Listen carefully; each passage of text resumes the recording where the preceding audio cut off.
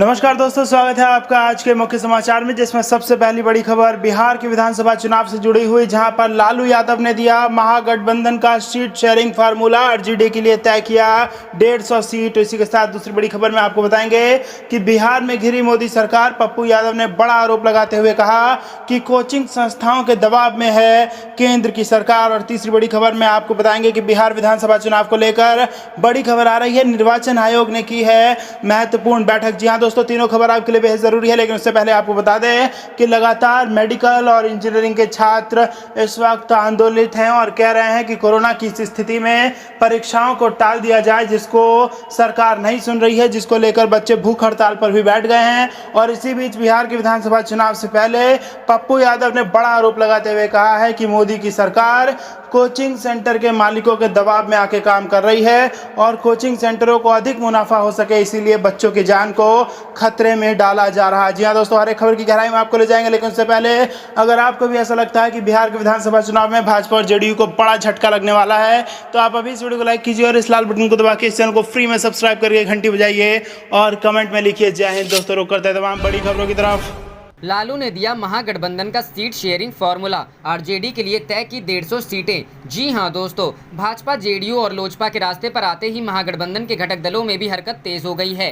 सीटों के बंटवारे पर बात आगे बढ़ाने के लिए विधानसभा में नेता प्रतिपक्ष तेजस्वी यादव 2 दिनों से दिल्ली में जमे हैं। उन्हें कांग्रेस के आंतरिक महाभारत के खत्म होने का इंतजार है, जिसके बाद वह अहमद पटेल से बात मुलाकात करके सीट बंटवारे की गुत्थियां सुलझा सकते हैं। इस बीच राजद प्रमुख लालू प्रसाद यादव ने महागठबंधन में सीट बंटवारे का अपना फॉर्मूला दिया है। इसके तहत उन्होंने राजद के लिए न्यूनतम 150 सीटें तय कर रखी हैं। सूत्रों के मुताबिक मुख्य बंटवारा राजद और कांग्रेस के बीच ही होना है। जब शीर्ष स्तर पर दोनों दल सीटों की परस्पर दावेदारी पर एकमत हो जाएंगे और दोनों के हिस्से की संख्या तय हो जाएगी, तो बाद में दोनों दलों के करीबी सहयोगियों को भी उनकी हैसियत के हिसाब से सीटें दे दी जाएंगी। लालू के फॉर्मूले के मुताबिक राजद के हिस्से से माले और विकासशील इंसान पार्टी को सीटें मिलनी है, जबकि कांग्रेस के हिस्से से उपेंद्र कुशवाहा की रालोसपा और भाकपा माकपा को सीटें दी जानी है। सीट बंटवारे को कांग्रेस ने बनाई 3 सदस्यीय समिति। कांग्रेस ने भी सीट बंटवारे की गुत्थियों को सुलझाने के लिए 3 सदस्यीय समिति बना रखी है, जिसमें वरिष्ठ नेता अहमद पटेल के वेणुगोपाल, केसी वेणुगोपाल और शक्ति सिंह गोहिल शामिल हैं। गोहिल बिहार कांग्रेस के प्रभारी भी हैं और लोकसभा चुनाव के पहले से ही बिहार के राजनीतिक हालात को समझते हैं। सीट बंटवारे पर कांग्रेस की ओर से राजद से उक्त तीनों नेता ही बात करेंगे, बाकी कोई अन्य अधिकृत नहीं है। पिछले सप्ताह गोहिल इसी मसले पर बात करने आए थे। 3 दिनों तक पटना में रहना था, तेजस्वी से मिलकर सीटों का मसला सुलझाना था, लेकिन उन्हें अचानक लौट जाना पड़ा था। राजद प्रमुख लालू प्रसाद ने राजद के लिए 150 से 160 सीटें तय कर रखी हैं। राजद ने एक एजेंसी से सर्वे कराने के बाद अपने दावे वाली सीटों को भी चिन्हित कर रखा है। तेजस्वी को कांग्रेस के साथ उसी सूची पर बात करनी है जिस पर लालू ने अपनी मुहर लगा रखी है। लालू की सूची के हिसाब से कांग्रेस के खाते में 83 से 93 सीटें आ सकती हैं। इन्हीं सीटों में से कांग्रेस को अपने साथ खड़े रालोसपा और भाकपा माकपा को संतुष्ट करना होगा। कांग्रेस इसके लिए तैयार नहीं है। गोहिल चाहते हैं कि भाकपा माकपा को सीटें भी राजद अपनी ओर से ही दे। ऐसा हुआ तो राजद को 15 से 20 सीटें कुर्बान करनी होंगी। दूसरी बड़ी दिक्कत विकासशील इंसान पार्टी के मुकेश सहनी को लेकर आ रही है। सूचना है कि सत्ता मिलने पर उन्होंने उप मुख्यमंत्री पद की मांग कर रखी है, जिसके लिए राजद तैयार नहीं है। रुक करते हैं अगली खबर की तरफ। कोचिंग संस्थाओं के दबाव में है केंद्र सरकार। पप्पू यादव। जी हां दोस्तों,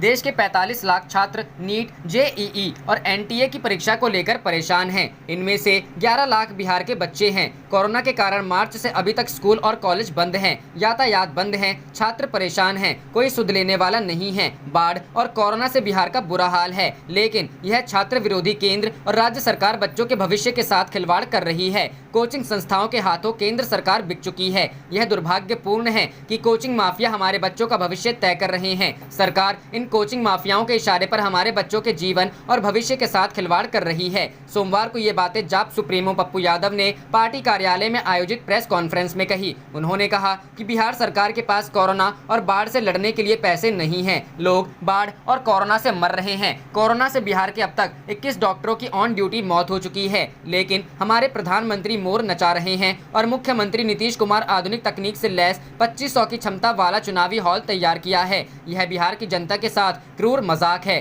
कोरोना काल में बिहार का चुनाव स्थगित होना चाहिए।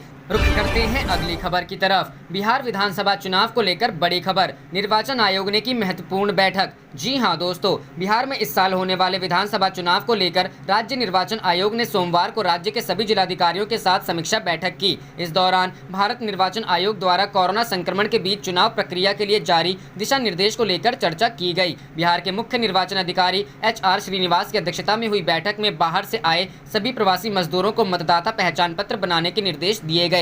बैठक के बाद एक अधिकारी ने बताया कि इस चुनाव में मतदान केंद्रों की संख्या बढ़ने के साथ इस बार मतदान कर्मियों की संख्या भी बढ़ेगी। इस चुनाव में 1000 मतदाता पर एक मतदान केंद्र बनाए जाने के कारण अधिकारियों की संख्या भी बढ़ाई जाएगी। इसके अलावा इलेक्ट्रॉनिक वोटिंग मशीन की जांच और सुरक्षा को लेकर भी चर्चा की गई। मतगणना को लेकर भी बड़े स्थान को लेकर चर्चा की गई। बैठक में चुनावी सभा को लेकर भी निर्देश दिया गया है कि जो भी पार्टी सबसे पहले स्थान आरक्षण का आवेदन देगी उन्हें वह स्थान आरक्षित कर दिया जाएगा। इसके अलावा मतदान प्रतिशत बढ़ाने को लेकर मतदाता जागरूकता कार्यक्रम सहित विभिन्न बिंदुओं पर भी चर्चा की गई। रुख करते हैं अगली खबर की तरफ। मुख्यमंत्री उद्धव ठाकरे ने कहा, कोरोना से निश्चिंत होना खतरनाक साबित होगा। जी हां दोस्तों, मुख्यमंत्री उद्धव ठाकरे ने कहा कि कोरोना के आंकड़े धीरे धीरे कम हो रहे हैं, लेकिन नागरिकों को इससे निश्चिंत नहीं होना चाहिए। मुख्यमंत्री ने कहा कि कोरोना से सावधानी रखना आवश्यक है। ठाणे में मुख्यमंत्री उद्धव ठाकरे 1800 बेड के कोरोना उपचार केंद्र का सोमवार को लोकार्पण किया। इस अवसर पर पत्रकारों को संबोधित करते हुए मुख्यमंत्री ने कहा कि कोरोना का मुकाबला doctor, nurse, medical staff, police और सभी दलों के जनप्रतिनिधि कर रहे हैं, इसलिए इन कोरोना योद्धाओं का वह आभार व्यक्त कर रहे हैं। मुख्यमंत्री ने कहा कि मुंबई व आसपास के इलाकों में कोरोना को नियंत्रित करने में सफलता मिल रही है। आज उन्होंने ठाणे, नई मुंबई, कल्याण, डोंबिवली सहित नगर निगम के अधिकारियों से भी चर्चा की है। कोरोना की रोकथाम के लिए सभी जगह पुख्ता इंतजाम किए गए हैं। मुख्यमंत्री ने कहा कि सभी जगह कोरोना मरीजों के इलाज की व्यवस्था की गई है, इसी वजह मरीजों की संख्या घट रही है, लेकिन नागरिकों को मास्क का उपयोग, सामाजिक दूरी का पालन करना जरूरी है। मुख्यमंत्री ने कहा कि उन्होंने धीरे धीरे अनलॉक करना शुरू किया है, लेकिन वह चाहते हैं कि जो अनलॉक किया जा रहा है उसे बंद करने की नौबत न आए। इसका ध्यान राज्य के सभी नागरिकों को रखना आवश्यक है। मुख्यमंत्री ने कहा कि लॉकडाउन के दौरान कई त्योहार भी आए। इस समय गणेश पर्व चल रहा है, लेकिन सभी धर्म के लोगों ने त्योहार के दौरान भी लॉकडाउन का पालन करते हुए सरकार को सहयोग किया है, इसलिए वह सभी धर्म के लोगों का आभार व्यक्त करते हैं। रुख करते हैं अगली खबर की तरफ। बीजेपी के सदस्यता अभियान पर हाईकोर्ट सख्त, शादी समारोह में संख्या सीमित तो इतना बड़ा कार्यक्रम कैसे हुआ। जी हां दोस्तों, हाईकोर्ट की युगल पीठ ने सोमवार 24 अगस्त को उस जनहित याचिका की सुनवाई की जिसमें भाजपा के सदस्यता अभियान के कार्यक्रम को चुनौती दी थी। कोर्ट ने टिप्पणी करते हुए कहा कि जब शादी समारोह व अंत्येष्टि में लोगों की संख्या निर्धारित की गई है, तब शहर में इतना बड़ा राजनीतिक कार्यक्रम करने की अनुमति किसने दी। कार्यक्रम में सुरक्षित शारीरिक दूरी कहां दिख रही है। कोर्ट ने अतिरिक्त अधिवक्ता से स्पष्टीकरण मांगते हुए फैसला सुरक्षित कर लिया। देर शाम तक ऑर्डर आने की संभावना है। अधिवक्ता हेमंत राणा ने हाईकोर्ट में जनहित याचिका दायर की थी। याचिकाकर्ता के अधिवक्ता राजीव शर्मा ने तर्क दिया था कि शहर में कोरोना वायरस का संक्रमण तेज गति से फैल रहा है। 100 से ज्यादा मरीज निकल रहे हैं। संक्रमण के चलते दूसरे कोई कार्यक्रम नहीं हो पा रहे हैं। ऐसे संकट में भाजपा शहर में अपना सदस्यता अभियान चला रहा है। शहर के अलग अलग इलाकों में 3 दिन तक लगातार कार्यक्रम होने हैं। सबसे पहले फूलबाग पर कार्यक्रम किया जा रहा है।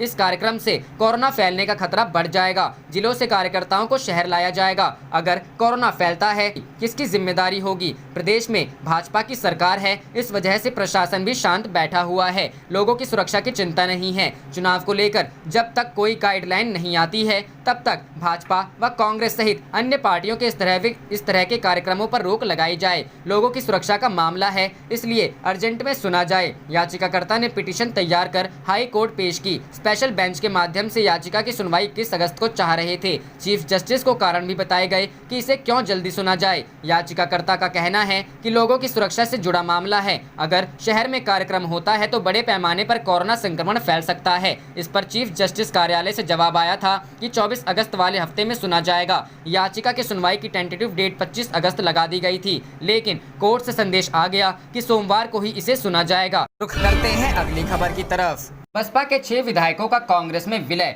सुप्रीम कोर्ट से बीजेपी को लगा झटका। जी हां दोस्तों, सुप्रीम कोर्ट ने राजस्थान में बसपा के 6 विधायकों के कांग्रेस विधायक के रूप में काम करने की अनुमति देने के विधानसभा अध्यक्ष के फैसले पर रोक के लिए भाजपा विधायक की याचिका का सोमवार को निस्तारण कर दिया। शीर्ष अदालत ने राजस्थान उच्च न्यायालय के आदेश के मद्देनजर भाजपा विधायक की याचिका को अब निरर्थक बताते हुए इसका निस्तारण किया। न्यायमूर्ति अरुण मिश्रा, न्यायमूर्ति विनीत सरन और न्यायमूर्ति M.R. शाह की पीठ को वीडियो कॉन्फ्रेंस के माध्यम से अध्यक्ष की ओर से वरिष्ठ अधिवक्ता कपिल सिब्बल ने सूचित किया कि उच्च न्यायालय ने आज सवेरे भाजपा विधायक मदन दिलावर की याचिका पर आदेश पारित कर दिया है। उन्होंने कहा कि उच्च न्यायालय ने विधानसभा अध्यक्ष से कहा है कि बसपा विधायकों के कांग्रेस में विलय के खिलाफ याचिका पर उसके गुण दोष के आधार पर फैसला किया जाए। सिब्बल ने कहा कि उच्च न्यायालय ने विधानसभा अध्यक्ष से 3 महीने के अंदर मामले पर फैसला करने को कहा। पीठ ने कहा कि उच्च न्यायालय के अंतरिम आदेश के मद्देनजर यह याचिका अब निरर्थक हो गई है। न्यायालय ने 17 अगस्त को इस मामले की सुनवाई 24 अगस्त के लिए स्थगित कर दी थी, क्योंकि उच्च न्यायालय सारे मामले पर विचार कर रहा था। न्यायालय को सूचित किया गया था कि राजनीतिक रूप से संवेदनशील इस मामले की सुनवाई कर रहा राजस्थान उच्च न्यायालय बुधवार तक बंद है। बताया जा रहा था कि उच्च न्यायालय के मुख्य न्यायाधीश के कोविड-19 से संक्रमित पाए जाने की वजह से अदालत का कामकाज 19 अगस्त तक के लिए स्थगित कर दिया गया था। करते हैं अगली खबर की तरफ। कानून व्यवस्था को लेकर विपक्ष के निशाने पर योगी सरकार, राम राज्य की बातें करने से कुछ नहीं होगा। जी हां दोस्तों, बहुजन समाज पार्टी की मुखिया मायावती ने उत्तर प्रदेश में बढ़ते अपराध को लेकर योगी सरकार की आलोचना की और सवाल किया कि क्या यही राम राज्य है। बीएसपी का योगी सरकार पर हमला। मायावती ने ट्वीट कर कहा कि अपराध में लिप्त लोगों के खिलाफ सरकार को कार्रवाई करनी चाहिए। उन्होंने लिखा, यूपी के सीतापुर में नाबालिग दलित के साथ गैंगरेप, चित्रकूट में बंधुआ मजदूरी न करने पर युवक की हत्या व उसके बेटे का हाथ तोड़ना व गोरखपुर में डबल मर्डर आदि जघन्य घटनाओं की बाढ़ आई हुई है। क्या यही है सरकार का राम राज्य? दोषियों के खिलाफ सख्त कार्रवाई हो, बीएसपी की यह मांग है। इससे पहले मायावती ने शनिवार को ट्वीट कर कहा था, बीजेपी द्वारा केवल राम राज्य की बात करने से यूपी की गरीब जनता का विकास व उत्थान होने वाला नहीं है और न ही उन्हें जुल्म ज्यादती से निजात ही मिलने वाला है, बल्कि श्री राम के उच्च आदर्शों पर चलकर सरकार चलाने से यही है सब संभव हो सकता है, जिस पर यह सरकार चलती हुई नजर नहीं आ रही है। वहीं समाजवादी पार्टी के अध्यक्ष अखिलेश यादव ने प्रदेश की बीजेपी सरकार पर हमला बोलते हुए ट्वीट किया। उन्होंने कहा, भाजपा सरकार में अगर गोरखपुर में हत्या, बलात्कार व अपहरण का यही हाल रहा तो शीघ्र ही मान्यवर को गोरखपुर का नाम बदलकर गुनाहपुर करना पड़ेगा। जिनसे अपना शहर नहीं संभल रहा वो प्रदेश क्या संभालेंगे? कोई उन्हें ज्ञान दें कि अपराध के रहते विकास नहीं हो सकता। इससे पहले उत्तर प्रदेश में अपराधों को लेकर विपक्ष के निशाने पर आए मुख्यमंत्री योगी आदित्यनाथ ने शनिवार को कहा था कि कानून व्यवस्था के लिए विपक्ष कहीं ज्यादा खतरनाक है। उन्होंने विधानसभा में आंकड़े पेश करते हुए वह भी कहा कि राज्य में हालात पहले से कहीं ज्यादा बेहतर हैं। मुख्यमंत्री ने 2016 से लेकर अब तक के तुलनात्मक आंकड़े पेश करते हुए कहा था कि राज्य में अपराध का ग्राफ गिरा है। उन्होंने कहा था कि विपक्ष कानून व्यवस्था की बात करता है, लेकिन विपक्ष कानून व्यवस्था की स्थिति के लिए ज्यादा बड़ा खतरा है। रुख करते हैं अगली खबर की तरफ। जेईई नीट परीक्षा को स्थगित करवाने की मांग को लेकर 4000 छात्रों ने की भूख हड़ताल। जी हां दोस्तों, जेईई और नीट और अन्य परीक्षाओं को स्थगित करने की मांग को लेकर देश भर में विरोध बढ़ता ही जा रहा है। अब देश भर के 4000 से अधिक छात्रों ने इन परीक्षाओं को स्थगित करवाने की मांग को लेकर एक दिन की भूख हड़ताल आरंभ की है। देश भर के छात्रों ने मांग की है कि बढ़ते कोविड-19 मामलों के मद्देनजर सीबीएसई कंपार्टमेंट परीक्षा रद्द की जाए और अन्य प्रवेश परीक्षा जैसे यूजीसी नेट, सीएलएटी, नीट और जेईई को स्थगित किया जाए। दरअसल कोविड-19 महामारी के बीच मेडिकल प्रवेश परीक्षा नीट और इंजीनियरिंग प्रवेश परीक्षा जेईई और नीट की परीक्षाओं को स्थगित करने की संबंधी याचिका सुप्रीम कोर्ट खारिज कर चुकी है, जिसके बाद अब परीक्षा रद्द करने और स्थगित करने की मांग को लेकर 4200 से अधिक छात्रों ने एक दिन की भूख हड़ताल में भाग लिया। अपनी इस हड़ताल के लिए छात्र ट्विटर का भी सहारा ले रहे हैं। #सत्याग्रह अगेंस्ट एग्जाम इन कोविड का उपयोग करते हुए छात्र ट्विटर पर सरकार से अपनी मांगों पर ध्यान देने का आग्रह कर रहे हैं। इस भूख हड़ताल में भाग लेने वाले मनोज ने कहा कि मैं बेंगलुरु से हूं और मेरी नीट परीक्षा का केंद्र भुवनेश्वर में है। मुझे अपनी परीक्षा देने के लिए 5 घंटे की यात्रा करनी होगी। कोई होटल या गेस्ट हाउस नहीं है जो खुले हैं, हम कहाँ रहेंगे? वहीं सीबीएसई कंपार्टमेंट परीक्षा में शामिल होने वाले सिद्ध दत्त ने कहा, मैं एक अस्थमा रोगी हूँ, मुझे डर है कि अगर मैं कोविड-19 के चपेट में आ गया तो मधुरिमा ने कहा कि उन्हें 4 अलग-अलग प्रवेश परीक्षाएं देनी हैं। मेरा अनुरोध है कि अधिकारी हमारी अपील को सुने, कृपया पहले एक वैक्सीन का निर्माण करें ताकि हम परीक्षा दे सकें। उन्होंने कहा कि मुझे जेईई IISER DUT की प्रवेश परीक्षा भी देना है। बिहार के भागलपुर के MD दानिश खान ने कहा कि उन्हें प्रवेश परीक्षा के लिए पटना सेंटर मिला है। ये शहर कोविड-19 हॉटस्पॉट है। मैं परीक्षा में शामिल होकर मैं अपने रिश्तेदारों के जीवन को खतरे में नहीं डालना चाहता। मैं एक संयुक्त परिवार में भी रहता हूं और अगर मैं वहां से संक्रमण का शिकार होता हूं तो यह संक्रमण मेरे द्वारा परिवार में भी फैल सकता है। कर्नाटक के एक जेईई उम्मीदवार मनोज एस ने कहा, हमें सुबह 7 बजे जेईई परीक्षा केंद्र में रिपोर्ट करना होगा मेरा केंद्र लगभग 150 किलोमीटर दूर है और वर्तमान में कोई ट्रेन या बस सेवा उपलब्ध नहीं है। मेरे कई दोस्तों ने कहा है कि उनके केंद्र 200 से 250 किलोमीटर दूर हैं। हमें यात्रा कैसे करनी चाहिए? हम 7 से 8 घंटे तक मास्क पहनकर परीक्षा कैसे लिखेंगे? उन्होंने सरकार से सामान्य स्थिति बहाल होने तक परीक्षा स्थगित करने का आग्रह किया। ओडिशा के रहने वाले अनीशा ने कहा कि सभी होटल और गेस्ट हाउस बंद हैं, जहां उन्हें परीक्षा के लिए यात्रा करनी होगी। बता दें, रविवार को राहुल गांधी सहित कांग्रेस के शीर्ष नेताओं ने सरकार से अनुरोध किया है कि छात्रों और माता पिता द्वारा कोरोना वायरस महामारी के कारण उठाई गई चिंताओं को ध्यान में रखते हुए अखिल भारतीय चिकित्सा और इंजीनियरिंग प्रवेश परीक्षाओं को स्थगित कर दिया जाए। एक दिन पहले दिल्ली के उप मुख्यमंत्री मनीष सिसोदिया ने केंद्र सरकार से अपील की थी कि वह कोविड-19 स्थिति को देखते हुए जेईई और नीट की मेडिकल और इंजीनियरिंग प्रवेश परीक्षा रद्द करें। उन्होंने यह भी कहा कि एक वैकल्पिक प्रवेश पद्धति का उपयोग इस वर्ष किया जाना चाहिए और परीक्षा आयोजित नहीं की जानी चाहिए। शुक्रवार को शिक्षा मंत्रालय के अधिकारियों ने कहा था कि संयुक्त प्रवेश परीक्षा और राष्ट्रीय पात्रता सह प्रवेश परीक्षा सितंबर में निर्धारित की जाएगी। मालूम हो कि स्वास्थ्य मंत्रालय के अनुसार भारत में कोविड-19 के मरीजों की संख्या का आंकड़ा 30 लाख को पार कर चुका है। कोरोना के बढ़ते प्रकोप के बीच इन परीक्षाओं का आयोजन करवाना सुरक्षित नहीं होगा। रुख करते हैं अगली खबर की तरफ। हरियाणा के मुख्यमंत्री मनोहर लाल खट्टर हुए कोरोना पॉजिटिव, ट्वीट कर दी जानकारी। जी हां दोस्तों, हरियाणा के मुख्यमंत्री मनोहर लाल खट्टर सोमवार को कोरोना वायरस से संक्रमित पाए गए हैं। उन्होंने ट्वीट करके यह जानकारी दी। मनोहर लाल खट्टर ने ट्वीट किया, मैंने आज कोरोना वायरस का टेस्ट करवाया था। मेरी टेस्ट रिपोर्ट पॉजिटिव आई है। पिछले एक सप्ताह में जो भी मेरे संपर्क में आए हैं वे अपना टेस्ट करवा लें। मेरे संपर्क में आने वाले करीबी लोग क्वारंटाइन में चले जाएं। वहीं हरियाणा विधानसभा का मानसून सत्र शुरू होने से 2 दिन पहले विधानसभा अध्यक्ष ज्ञान चंद गुप्ता और भाजपा के 2 विधायकों की जांच में सोमवार को कोरोना वायरस के संक्रमण की पुष्टि हुई। राज्य के गृह और स्वास्थ्य मंत्री अनिल विज ने यह जानकारी दी। अधिकारियों ने कहा कि विधानसभा के 6 कर्मचारियों में भी संक्रमण की पुष्टि हुई है। पिछले कुछ दिनों में बीजेपी के कई वरिष्ठ नेता कोरोना पॉजिटिव पाए जा चुके हैं। गृह मंत्री अमित शाह कोरोना से संक्रमित होने के बाद ठीक हो चुके हैं। कर्नाटक के मुख्यमंत्री बीएस येदियुरप्पा, मध्य प्रदेश के मुख्यमंत्री शिवराज सिंह चौहान समेत यूपी के कई मंत्री कोविड-19 से संक्रमित हो चुके हैं। रुख करते हैं अगली खबर की तरफ। बड़े नेता का बयान,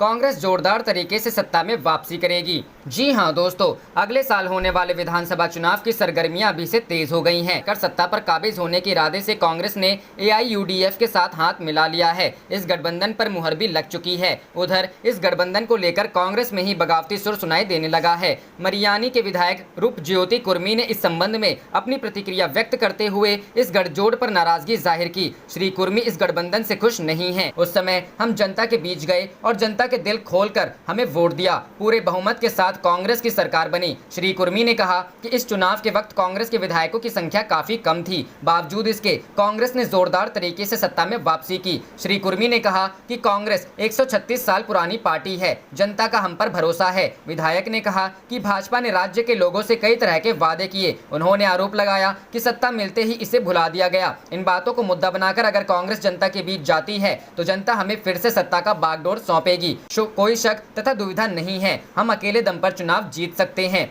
मरियानी के विधायक ने कांग्रेस एआईयूडीएफ मित्रता को लेकर खुलकर अपनी नाराजगी जताते हुए साफ कहा कि हम में अकेले दम पर चुनाव लड़ने की क्षमता है और हम बहुमत के साथ जीत हासिल कर सत्ता पर काबिज होंगे। श्री कुर्मी ने कहा कि कांग्रेस पार्टी के नेताओं को खुद पर भरोसा रखना चाहिए था, क्योंकि यह 136 साल पुरानी पार्टी है। श्री कुर्मी ने अपनी पार्टी के नेताओं को वर्ष 2001 के पहले वाली स्थिति को याद करने का अनुरोध किया। श्री कुर्मी ने कहा कि चुनाव के पूर्व भाजपा और अगप द्वारा किए गए चुनावी वादों की हवा निकालते हुए वे जनता के बीच गए, चुनाव भी जीत गए। इस बार भी इसी मुद्दे को लेकर जनता के बीच जाने की बात उन्होंने कही। कांग्रेस में इतना दम है कि वह अकेले दम पर चुनाव लड़ सकती है। मैं एआईयूडीएफ के साथ गठबंधन का शुरू से विरोध करता आया हूं, आगे भी इसका विरोध करता रहूंगा। गौरतलब है कि तमाम विपरीत परिस्थितियों के बावजूद रूपज्योति कुर्मी मरियानी से लगातार 3 बार चुन जीतकर हैट्रिक लगा चुके हैं। रुख करते हैं अगली खबर की तरफ।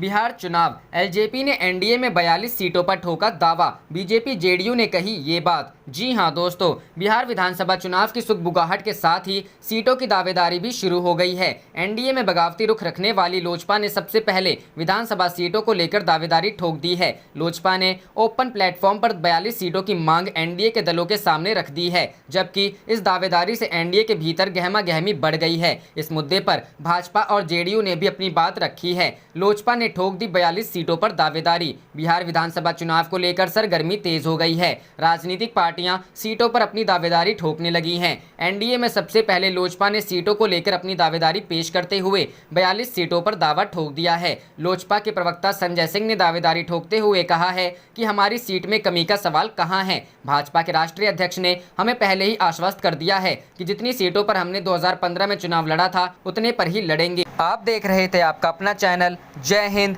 जय भारत।